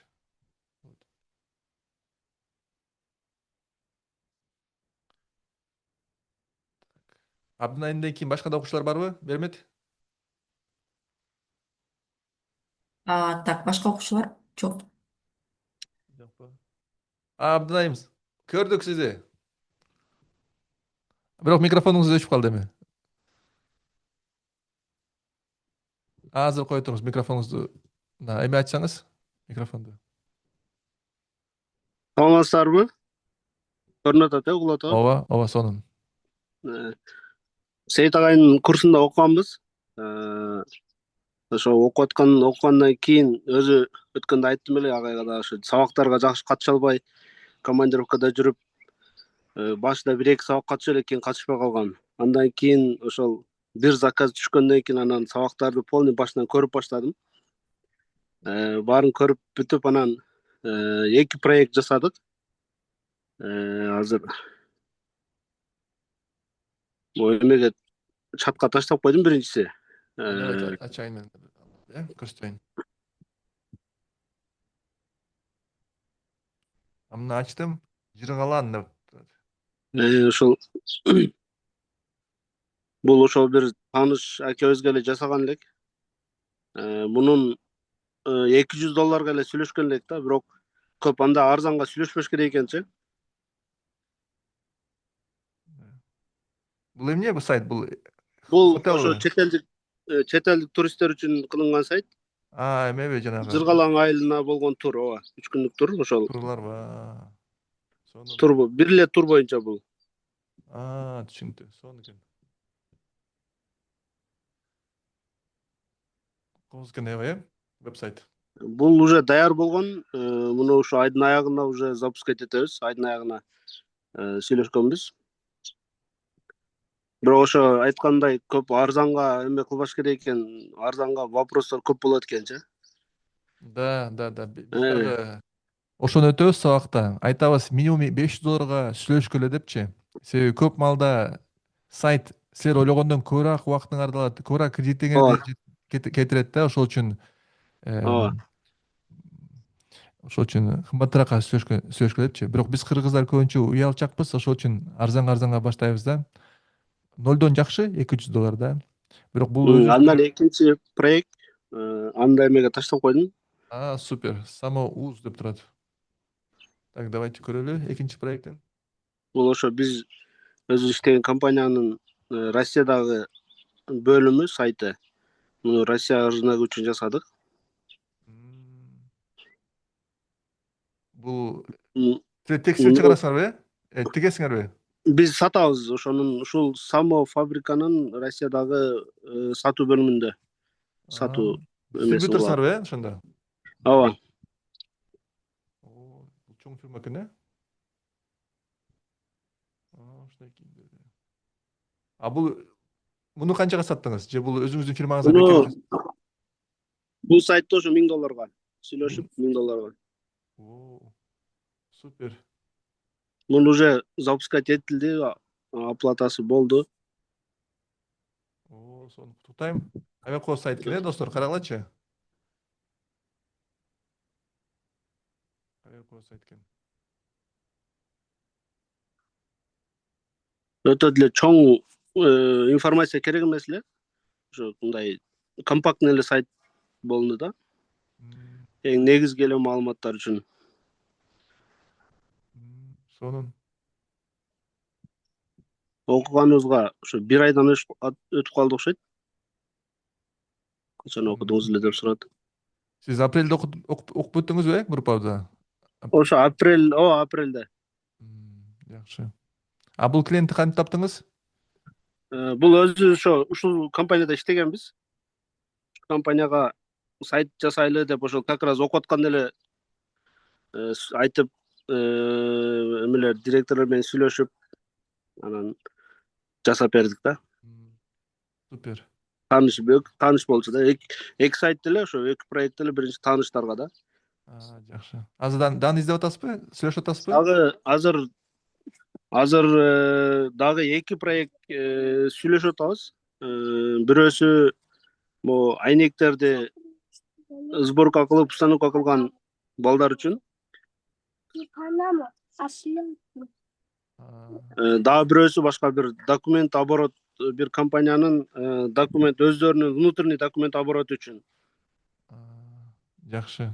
Ал сайттар канча долларга сүйлөшүп атасыз? Аларды бирөөсү жанагындай CRM сыяктуу ошол установка кылчуларга сатыла турган сайт болот. Экинчисини өздөрү негизи көп эле акчага макул болуп атат. Ошол август айына чейин бир бүтүрүп текшерип көрүш керек. Август айында анан оплатасын сүйлөшөбүз да. Өзү бир $1000 ашыгыраак акчага эметебиз го. Супер. Кубанычтамын, Абдынайым. Кача сабактарга көп сабактарга катышпай калганыңыз менен заказдарыңыз жакшы экен. Сиз жакшы сатканды билет окшойсуз. Ошо сатуу бөлүмүндө иштегем да. Анан бирок сабактарга катышпаганы менен мен бир сабакты бир 2 жолу 3 жолу кайра көрүп, түшүнбөй калганымды кайрадан түрдүрүп көрүп ошентип эметип атам да. Себеби биз IT тармагында эмес, неткандай биздин кабарыбыз жок эле. Буга чейин колдонгон да эмеспиз. Ошон үчүн жакшы. Сиз азыр каяктан кошулуп атасыз? Сиз Россиядасызбы же азыр мен жок. Азыр мен Баткен областы Разак шаарынан эс алууга келген элек, ошон үчүн айттым да агай. Балдар менен эс алып ичинде ойноп жүрдүк эле. Рахмат, Абдынайым, убакыт бөлгөнүңүзгө, кача эс алып атканыңызгачы, Баткенде жүргөнүңүз менен. Рахмат агай. Чоң рахмат. Рахмат сиздерге чоң.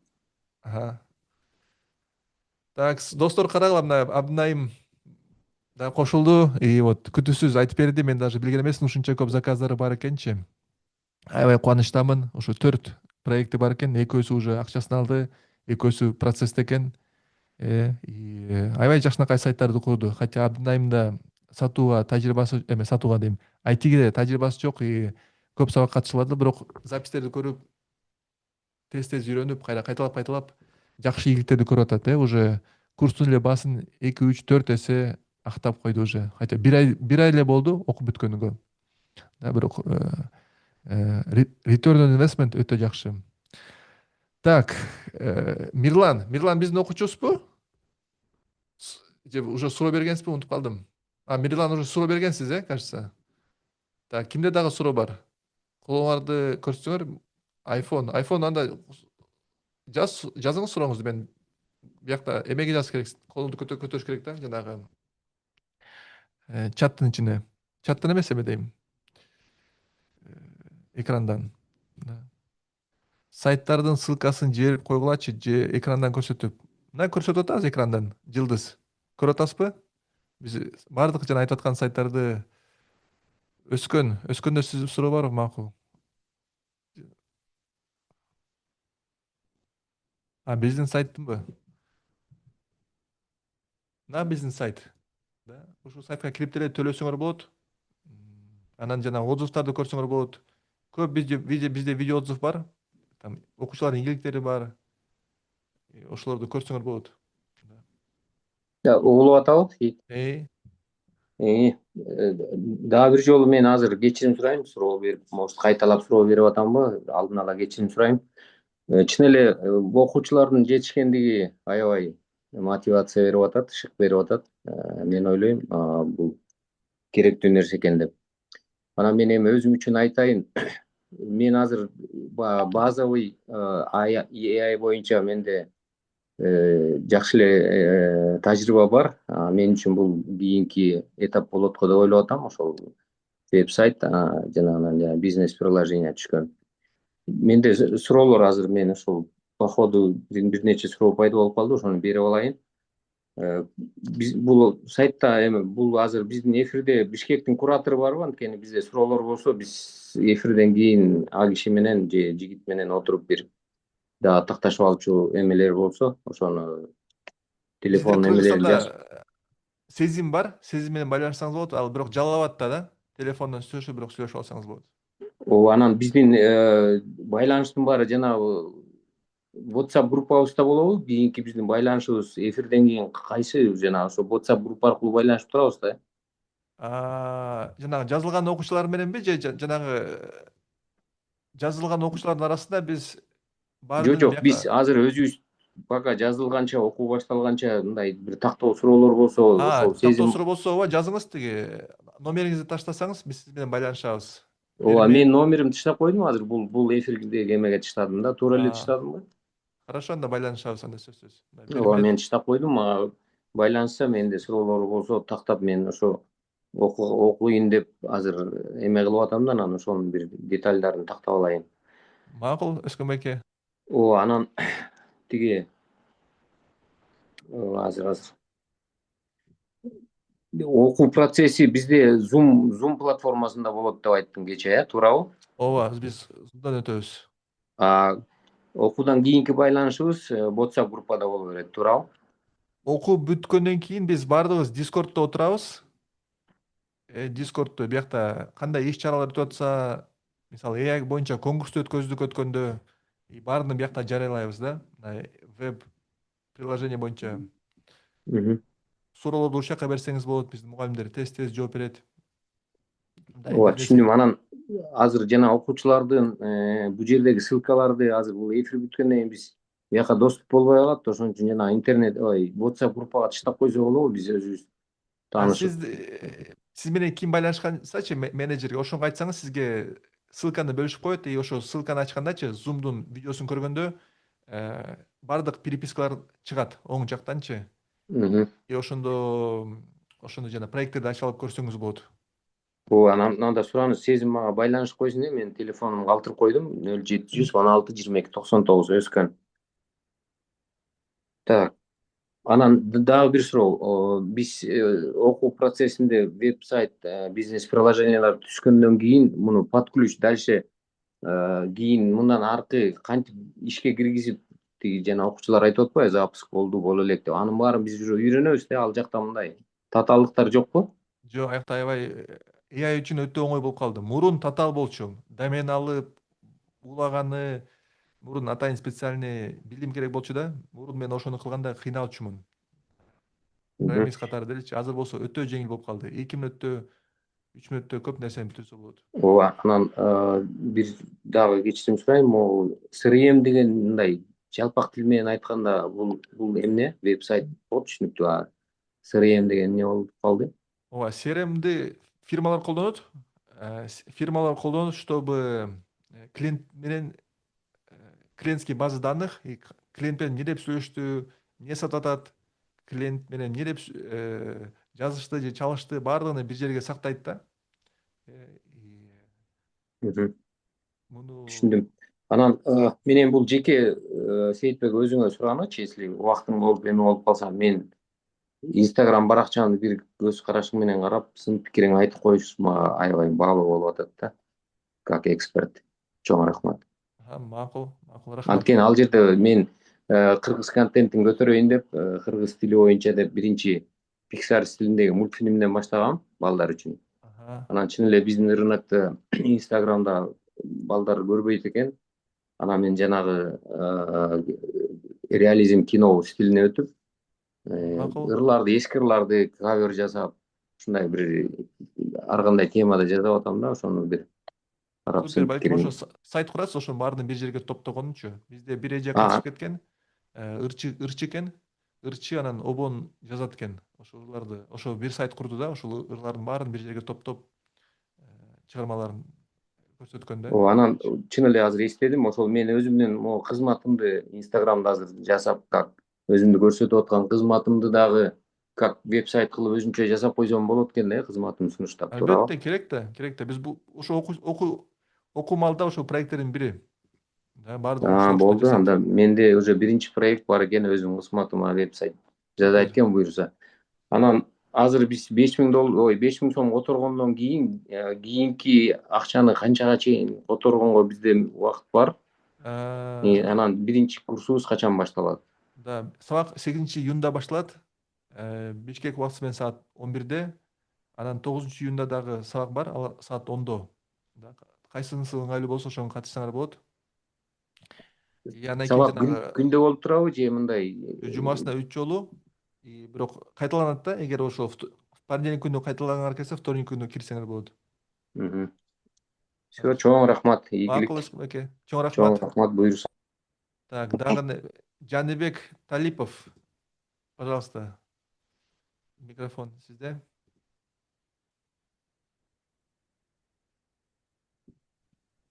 Баарына салам алейкум. Биз курс башталгандан кийин мисалы инструменттерди колдонобуз го. Ошолордо мисалы $350 коротуп, дагы инструменттерди сатып алып, ошолорго да көбүрөөк акча кетип калбайбы? Ошол жөнүндө маалымат берип койбойсузбу? Да, рахмат. Жаныбек, суроого ошол инструменттерге $50 бюджет бөлгүлө. Да, вот AI кредиттер үчүн $50 жетишет, кенен жетишет. И плюс домен алам десеңер, $1, $2 ар бирөө турат. Американский домендерчи. А кыргызский домен кымбатыраак, $60. Андан сырткары $50 жетет экен да, буюрса. $50 жетет. Рахмат. Да. Бул акча бизге түшпөйт, бул баардыгы акча жанагы AI кредиттерге да, баягы AI видео же AI сүрөт жасайм десеңерчи, же AI сайт жасаш керек. Бул жакшы инвестиция аябайчы. Да, акчаңарды тез актайсыңар. Так, дагы кимде суроо? Samsung. Ким бул Samsung? Мен. Менин суроом дагы AI tool жөнүндө.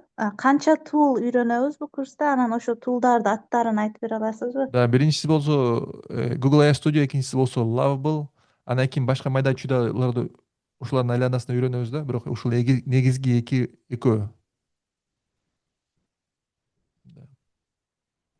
Так, дагы кимде суроо бар?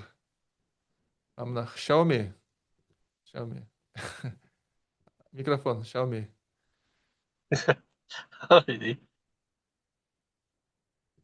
Жандыбы? Ооба, угуп атабыз. Бисмилла. Салам алейкум. Биринчиден Сейитбек, мен абдан ыраазымын. Алла ыраазы болсун сизден.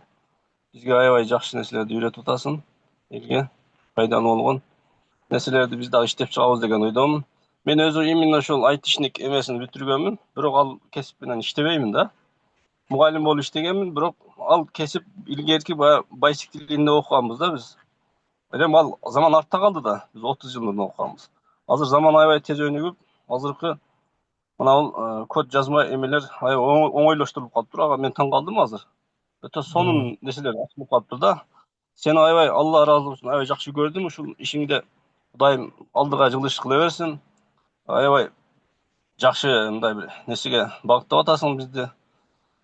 Жеңил бир нерсеге алып келип атат экен да бул жашообузду. Ошондуктан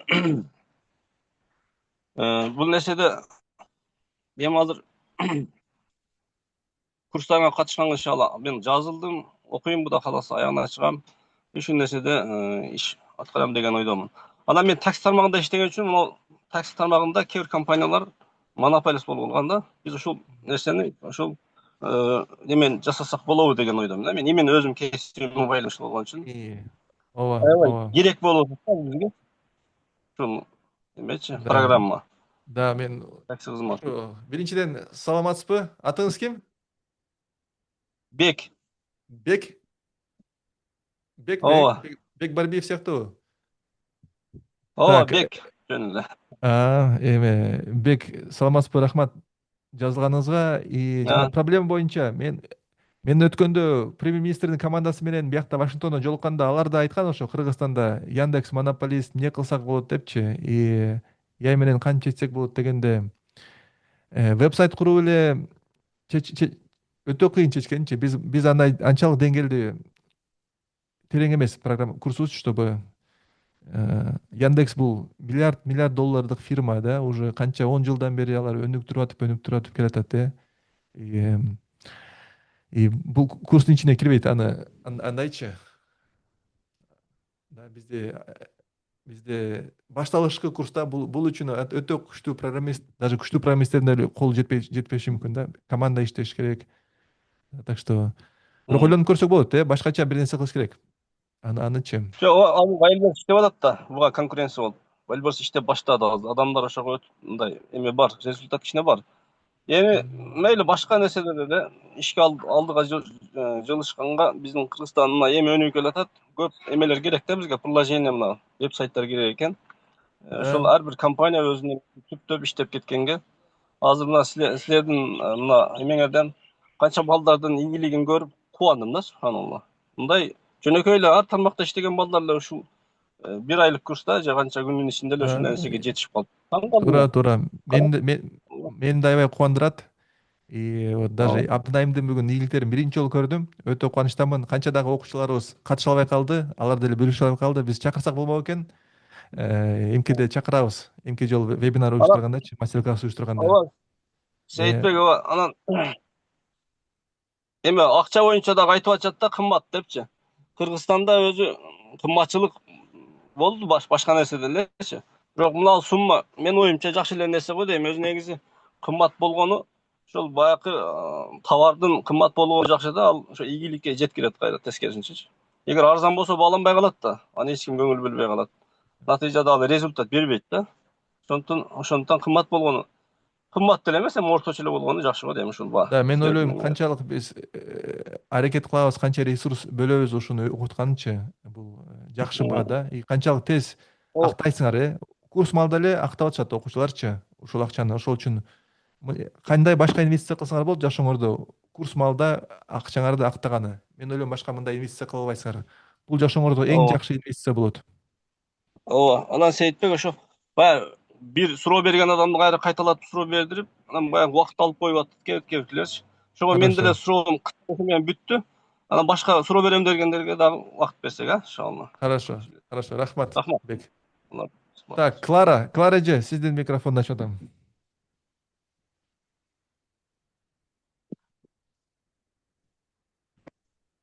Клара эже, микрофонуңузду ачсаңыз болот. Анан калгандарыңарды ушинтип колуңарды көтөрүп койсоңор, мен көрсөм болот, Ачылбай атат, меники. Угулуп атат эми. Угулдум. Угулуп атабы? Саламатсыңарбы? Сейитбек, мен да көптөн бери сени көрүп келем. Жашым 50ден ашып калдык. Окуунун эрте кечи жок деп биз дагы билимге аракет кылып атабыз. Биздин убакта булар жок эле да. Азыркы жаштар сотка менен алаксып, көп нерсеге көңүл бөлбөй жатышат да. Анан мына эки окууң аябай жакты. Бул жакшы нерсени үйрөтүп атасың.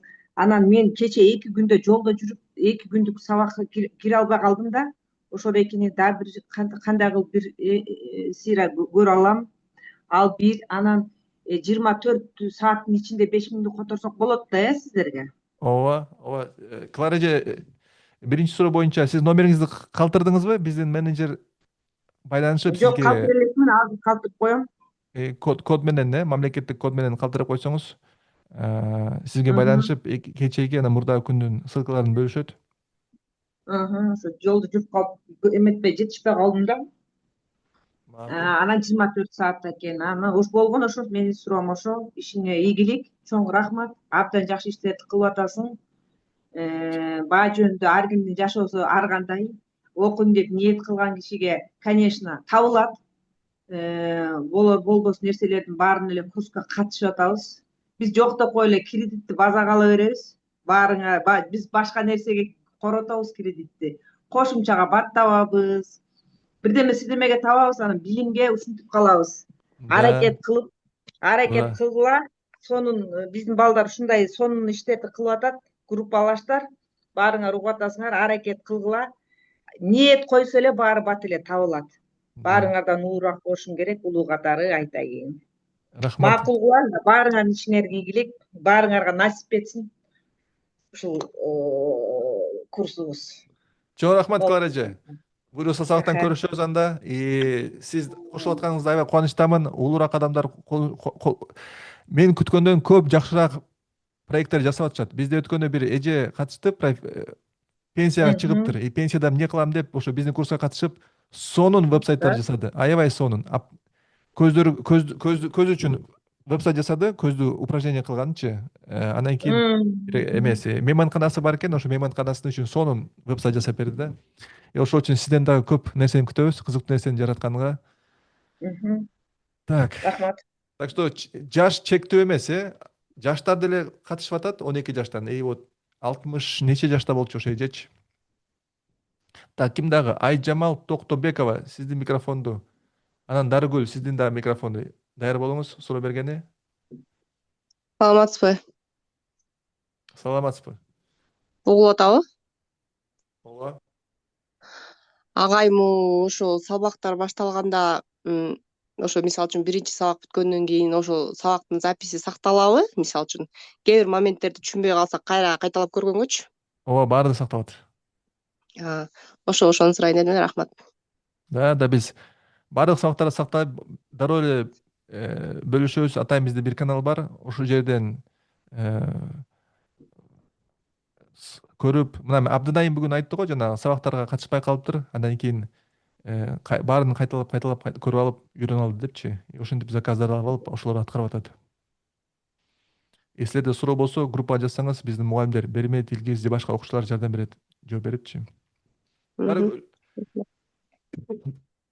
суроо бериңиз. Алло, саламатсыздар. Сейит мырза, саламатсызбы? Сиздин ишиңизге ийгилик, баарыбызга ийгилик.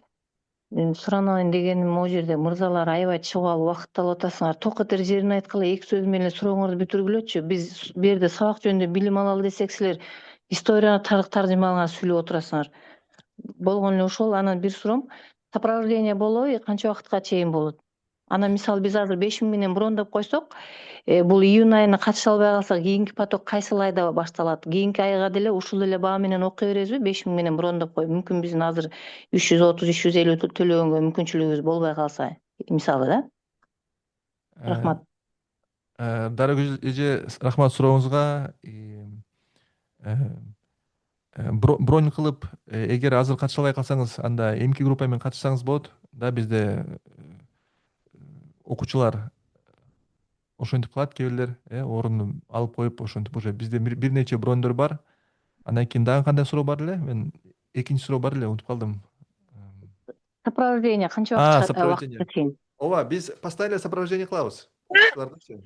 Да, биздин группага кошулсаңыз, биздин мугалимдер баарына тең жардам берет. Вот декабрда бүткөндөрдү, январда бүткөндү биз чектебейбиз. Да, силер уже көп болду, уже өтүп кетти срогу депчи. Вот Бермет биякта мугалим болуп, биякта турат, баардык окуучуларга жардам берет. Да, чалышып, керек болсо жазышып, биз колдойбуз. Биз каалайбыз окуучуларыбыз ийгиликтүү болсун депчи. Чтобы түшүнбөй калган жерлерибизди досконально сурап туранга мүмкүнчүлүк болот да, Да, вот кечээ эле мына мен көрдүм, биздин мугалимдер жардам берип атты бир окуучуларга. Биякта, мына биздин группабыз биякта. Бирөөлөр суроо таштады эле. Так, ким эле? Мына Мирлан деген байке жазыптыр. Мен менен байланышып койчу, чалышалы деп. Мына чалышты экөө. Кстати, Сейит мырза, бир суроо, жанагы биз силерден окуп бүткөндөн сертификат алабызбы же кандай? Мисалы биз бирөөлөргө веб-сайт жасап бериш үчүн алар деле бизден бир какой-то бир эмне образованияң бар, сен программистсиңби же каерде иштейсиң, опытың барбы, ушундай нерселер сурашы мүмкүн да. Же сен какой-то уличный эле, где какие истории у тебя имеется деген, ошол нерсе болобу? Же кандай кылсак болот? Биз ошол курс маалда окуучуларыбызга айтып беребиз, кантип сүйлөшкөнү, канчага сүйлөшкөнү, кантип өзүнү позиционирование кылганычы. Ал үчүн вот бизде даярдайбыз, ал үчүн сертификат кереги жок. Главное вот уже даяр проекттерди көрсөтөсүңөр, сүйлөшөсүңөр баасыны. Да, и вот окуучулар ушинтип проекттерди алып атат. Да, и вот Мисалы, баягы серьезный фирмалар, мисалы биздей новичоктор менен иш алып барган кандай болуп калат, ошону ойлонуп кеттим да азыр. Заказ бериш үчүн до этого эмне иш кылдыңар, каяктарда иштедиңер, где у вас опыт деп сурашы мүмкүн да. да, биякта уже сабак программа алда силер 3 проект жасайсыңар, 3 вебсайт жасайсыңар. Ошолорду көрсөтсөңөр болот да. Да, вот оюн Практика жасайбыз, болот, портфолио жасайбыз, анан кийин бизнес вебсайт жасайбыз. Да, ошолордун негизинде эле проект алсаңар болот. Все, Биякта рахмат. көбүрөөк маанилүү оройту канчалык силер өзүңөргө ишенесиңер.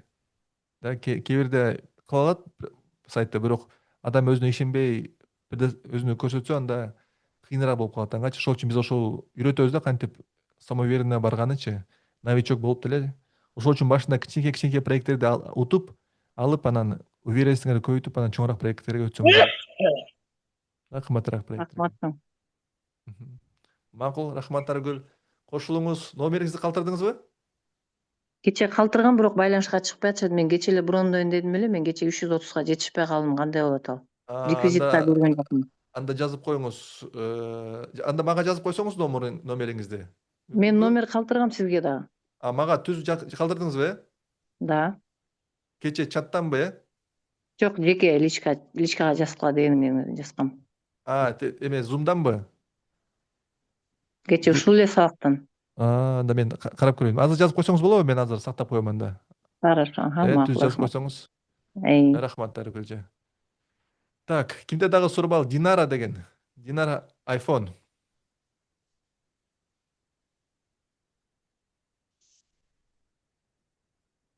Динара iPhone ачсаңыз болот микрофонуңузду. Таппайттым. Сейитбек, бул клиенттерди кантип тапса болот? Мисалы үчүн мен биякта турам, Америкада, азыр угуп атканым бар эле ушу Кыргызстанда туруп, Кыргызстандагы бизнестерден клиенттерди таап ачып атышыптыр. Меники кандай болуп калат анда? Да, биздин 90% окуучуларыбыз Кыргызстанда, ошол үчүн азыр вот Кыргызстан историяларын угуп атабыз. Бирок Америкада да окуучуларыбыз бар, көп окуучуларыбыз бар, алар деле клиент алып атышат. Вот Америкада бир окуучубуз болсо вебсайт куруп берген. Чикагодосузбу, Динара? Жок, Саус Каролайнадамын. Саут Каролайна.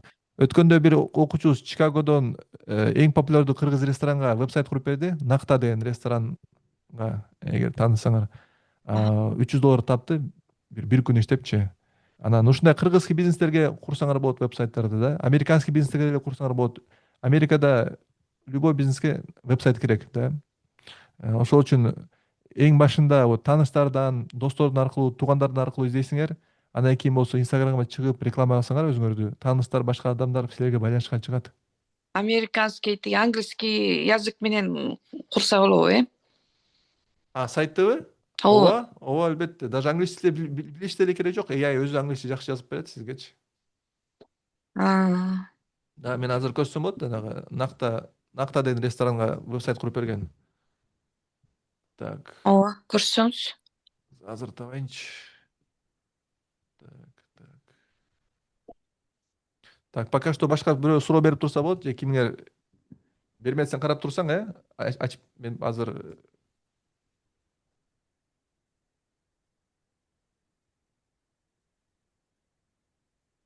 Бул курстар ай сайын болуп турабы, Сейитбек? Ооба, бизде ай сайын болот курс. Кечки саат 10-до болот деп атасыз, Бишкекский менен, саат менен. Ооба, сиз Каролайна убакыты боюнча саат 1 болот. Ооба, кеч болот, бирок ошо занятиялар башталган убакта мен Казакстанда болуп калат экем да, Алматада. Алмата менен Бишкектин сааты бирдей болуш керек, Ооба, бирдей. Накта. Таппайтым вебсайтты азыр издей берейин. Пока башкалар суроо берип туруңуздар. Мен пока издеп тургуча. Так, Samsung.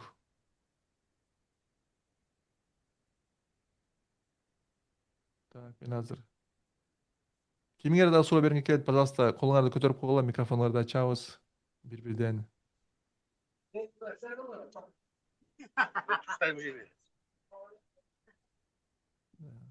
Башка суроо жокпу? Макул, урматтуу катышуучулар, кимдер бронь кылгыңар келсе, телефон номерге таштагыла, WhatsApp номерге биздин команда байланышат.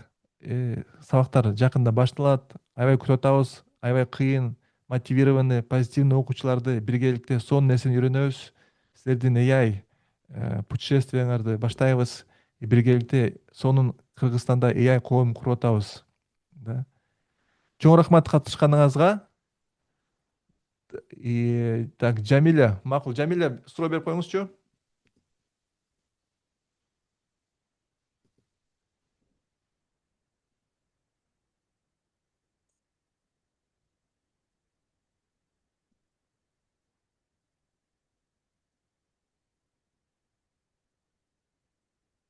Жамиля, суроо берсеңиз болот.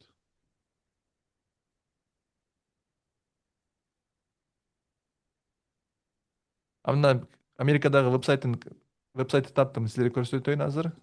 Ушу Чикагодо эң популярдуу кыргыз ресторан, Арзан кафе.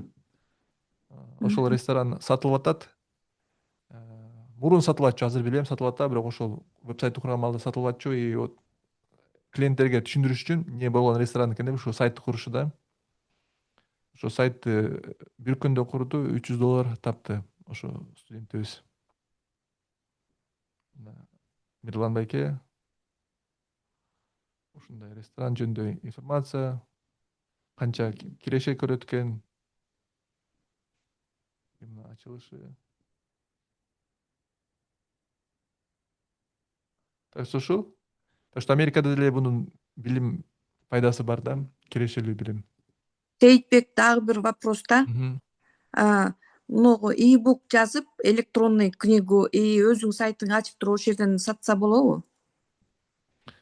E-booktу анда бирок трафикти кантип алып келесиз? Мен ойлойм кыйыныраак депчи. Через Instagram, через Эгер ошондой реклама кылсаңыз болот. Анан сайтты чыгарып койсо болот да. Да, болот. Аха. Рахмат. Ишиңизге ийгилик. Рахмат, Динарача. Рахмат. Так, биякта бирөө суроо берип атат, мага жазыптыр. Кызым, мен Ташкенттемин, кызым курска катышсам деген болчумун. Ооба, биздин команда орусча поддержка бере алат. Да, кыргыз тилде сүйлөсө, бирок биздин команда орус тилде жооп бере алат. Бизде Казакстандан, Азербайжандан, Армениядан окуучулар катышкан. Да, аларга орусча түшүндүрүп бергенбиз. Сабактарды кыргызча, орусча өткөзөбүз да. Так что эмегер кыргызча 100% түшүнбөсө, биз орусчада кошуп окутабыз. Зайырбек Азимов, саламатсызбы?